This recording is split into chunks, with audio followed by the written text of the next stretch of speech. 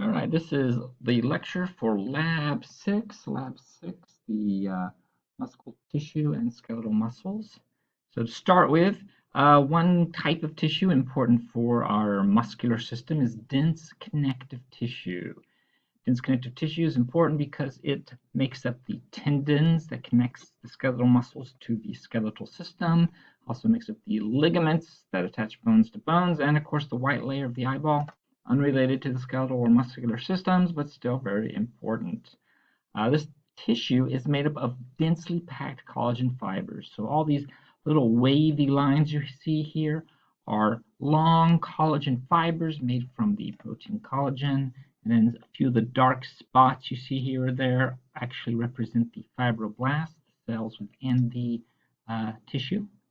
And it's very strong, able to resist forces very well, but lacks a good blood supply, so it heals slowly.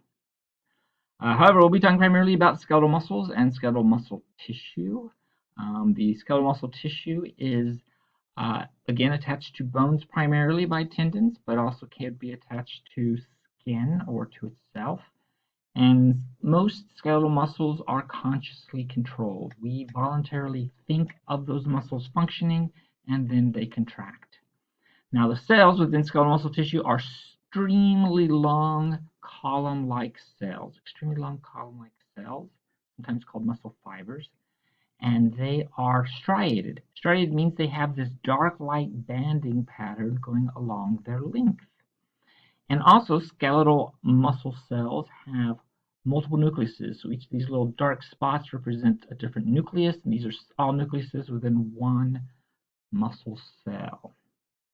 And then finally, when we voluntarily control the skeletal muscles, it's because of the nervous system, nerve impulses reaching the skeletal muscles, signaling for the contraction. There's cardiac muscle tissue. This is the tissue that makes up the heart. These cells are shorter than skeletal muscle tissue cells. They branch sometimes, and they only have a single nucleus per cell. However, like skeletal muscle tissue, the cardiac muscle tissue, the cells are striated. So again, they have that dark light banding pattern along their length. Uh, Cardiac muscle tissue is involuntarily controlled. We do not have to think about it. The heart beats on its own. And finally, the cells, the cardiac muscle cells, are attached to each other by structures called intercalated discs. So each of these little dark bands here is a protein-dense intercalated disc that's connecting one cell to the next. And then we have the smooth muscle tissue. Smooth muscle tissue is found inside the walls of internal organs, such as the intestines, blood vessels, urinary bladder, so on. They're involuntarily controlled, single nucleus per cell. These cells are small, they are spindly shaped, so they sort of taper at their ends, and they lack striations. Smooth muscle tissue lacks striations. That's why it's called smooth. All right, muscles you need to know the names of. We got frontalis. Frontalis, found on the forehead area, raises the eyebrows. We have temporalis. Temporalis on the lateral sides of the head. They're there to help elevate the mandible. We have the orbicularis oculi around the eye for closing the eye. Orbicularis oris around the mouth to help us close our mouth. Lips specifically, or even pucker the lips out. We have the masseter muscles going from the zygomatic bone down to the mandible. Masseter, again, helps to elevate the mandible for chewing. We have this deep muscle, the buccinator. The buccinator can compress the cheeks. Down here we have sternocleidomastoid going from the mastoid process of the temporal bone down to the sternum and clavicle. There are two of these, of course, and they help to move the head. So, again, temporalis elevates the mandible. Masseter also elevates the mandible. Frontalis raises the eyebrows. Orbicularis oculi closes the eye. Buccinator compresses the cheek. Orbicularis oris closes the lips. Sternocleidomastoid, rotate the head to opposite shoulder. So when you contract it, and only one of them, then it'll rotate the opposite direction of the muscle. But if you contract both of them, both right and left sternocleidomastoid muscles, then you can flex the head. You can bend your head so that you're looking down. Here is where they are on one of our lovely models. All right, for the torso, we have the deltoid muscles. These are the shoulder muscles, top of the arms. We have the pectoralis major muscle, pectoralis major, making up the upper part of the chest. We have on the sides the serratus anterior muscles, also the latissimus dorsi muscle, which is primarily in the lower back region. Here you can see serratus anterior a little better, lots of little jagged attachments to the ribs. So deltoid muscle abducts the arm. Pectoralis major can help to flex the arm and also adduct the arm. So again, deltoid abduct, raise the arm. Pectoralis major adduct, pull it down or flex it.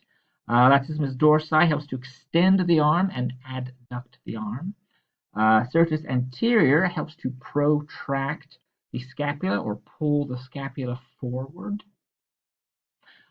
Then we have the abdominal muscles. We have going down the front, the rectus abdominis, right and left rectus abdominis. This can help to flex the vertebral column, aka bend over or bow. We have the external obliques. They are thin sheet-like muscles. When they contract, if it's just, they can lead to trunk rotation, so turning in one direction or the other, or lateral flexion, bending over to the side. And then we have the internal oblique. So deep to the external oblique is the internal oblique. And it's also involved in trunk rotation and lateral flexion. If we go deeper in the thoracic region, we can see pectoralis minor. So underneath pectoralis major is pectoralis minor. It attaches to the scapula, help to protract the scapula or pull it forward. It also can depress the scapula. So if you have your shoulders raised up, it'll help to pull the scapula back down. In between the ribs, we have the external intercostals. The external intercostals help to elevate or expand out the rib cage. And then also between the ribs, we have the internal intercostals. The internal intercostals do the opposite. They depress or pull in the rib cage. These are helpful in deep breathing. So again, here's a lovely model. We can see sternocleidodeltoid pectoralis major, external oblique, serratus anterior. Here's the back side of the torso. Here again, another view of latissimus dorsi, which we know these two lower back muscles actually attach to the humerus to extend the arm and also to adduct. Oh, there's the deltoid again. If we remove the superficial, the latissimus dorsi, then, well, we see our muscles underneath that. On the superior portion of the torso, we have trapezius. Trapezius goes from the scapula up to the skull, down along the vertebral column. Trapezius can help to elevate the scapula or help to raise your shoulders, elevate the scapula. And it also can retract the scapula, pull the scapula backwards. And again, here we can see serratus anterior again and deltoid again. On the arms, here's an anterior view. With this anterior view, we can see the biceps brachii muscle. Biceps brachii can cause flexion of the arm at the shoulder joint and flexion of the forearm at the elbow joint. So biceps brachii crosses two joints, cause flexion at either joint. Underneath biceps brachii, we have brachialis. Brachialis only crosses the elbow joint, so it only flexes the forearm. We flip over to the posterior side of the arm. We have triceps brachii. It also crosses two joints, the shoulder joint and the elbow joint. And so it can extend the arm at the shoulder joint and extend forearm at the elbow joint. On the anterior side of the forearm, we have a series of muscles we'll collectively call the hand flexor group. Surprise, surprise, they cause you to flex your hand at the wrist. On the posterior side of the forearm, we have another series of muscles. We're calling these the hand extensor group. And surprise, surprise, the hand extensor groups will allow you to extend the hand at the wrist. And here is where those muscles are on muscle groups on some of our muscles: biceps brachii, brachialis, triceps brachii, hand flexor group. All right, the legs. With the legs, we have the iliopsoas muscle, which is actually two muscles, psoas major and iliacus, but we'll call it iliopsoas. And this muscle goes from the vertebral column and the os coccyx down to the femur, and it helps to flex the thigh at the hip joint. Then we have this tiny little muscle on the lateral side with a big name. It's called tensor fasciae lati, and it's allowed to help to flex the thigh, but also abduct the thigh, pull the thigh out laterally. So tensor fasciae lati can abduct the thigh. Then we have this strip-like muscle going across and down to the tibia, going from the hip bone to the tibia. This is the sartorius muscle. Sartorius muscle can flex the thigh at the hip joint, and it also can laterally rotate the thigh. Move it so that it's moving, so the knee is moving outward laterally, away from the midline. This muscle here on the front of the thigh is rectus femoris.